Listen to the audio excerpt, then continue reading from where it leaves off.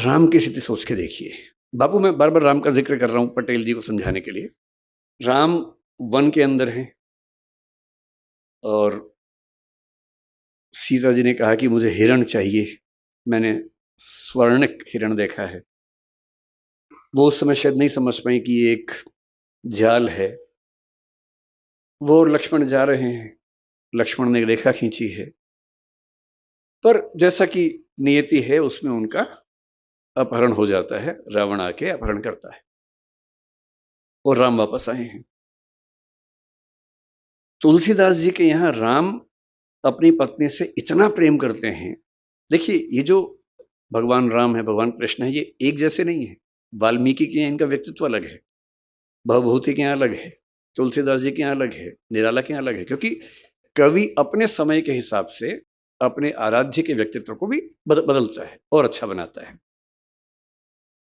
तुलसीदास जी के राम अपनी पत्नी से इतनी मोहब्बत करते हैं, इतना प्रेम करते हैं, मतलब इतना मजबूत व्यक्ति जो पिता के कहने पर बिना एक सेकंड लगाए सत्ता छोड़ दे और उसकी आंख में आंसू तक ना आए। कोई आंसू नहीं है, कुछ नहीं है, 2 कौड़ी की चीजें छोड़ दी, उसमें ऐसा क्या है। पर वन में अकेले हैं, केवल एक भाई के साथ, ना सेना है, ना हाथी है, ना घोड़े हैं, ना कुछ है, और पत्नी का अपहरण हो गया है। अभी राम को ये पता भी नहीं कि क्या हुआ है, वो तो देख रहे हैं कि सीता मिल नहीं रही है। इतना भावुक आपने राम को शायद ना देखा हो। बांग्ला भाषा में एक रामायण है, कृतिवास रामायण, उसमें राम बहुत भावुक हैं, आंसू के साथ रोते हैं, उसमें वो कई बार रोए हैं। पर हिंदी के समाज में जो राम है उनकी छवि रोने वाली नहीं है, उसमें वो रोते नहीं है, मजबूत रहते हैं। लेकिन रामचरितमानस में भी एक बार उनकी आंखें भर आई हैं इस मौके पर। इतने परेशान हैं, कोई मिल नहीं रहा, किससे पूछें जंगल में, और अंत में पक्षियों से पूछ रहे हैं।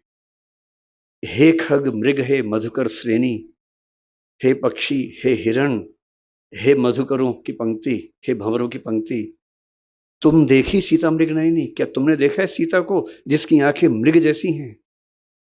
ये भगवान राम हैं। इतना मजबूत व्यक्ति जो सत्ता जाने पर एक सेकंड को हिल तक नहीं रहा है, जिसको सत्ता का लोभ है ही नहीं, जब उसकी पत्नी उसको नहीं मिल रही है तो भावनाओं में बहकर पक्षियों से, हिरणों से, भंवरों से पूछ रहे हैं कि क्या तुमने सीता को देखा है। और फिर थोड़ी देर बाद पता लगता है जटायु से कि दुनिया के सबसे ताकतवर राजा ने उसका अपहरण किया है। वो राजा जिसको भगवान शिव का वरदान हासिल है, वो राजा जिसका बेटा मेघनाद इंद्र को हरा चुका है, उस राजा ने इनकी पत्नी का अपहरण किया है। और ये जंगल में है, वनवास के नियम के तहत अयोध्या की सेना को भी नहीं बुला सकते हैं। उस राजा से समुद्र पार करके लड़ना है, बिना सेना के लड़ना है, और नहीं लड़ेंगे तो सीता की मुक्ति कैसे होगी।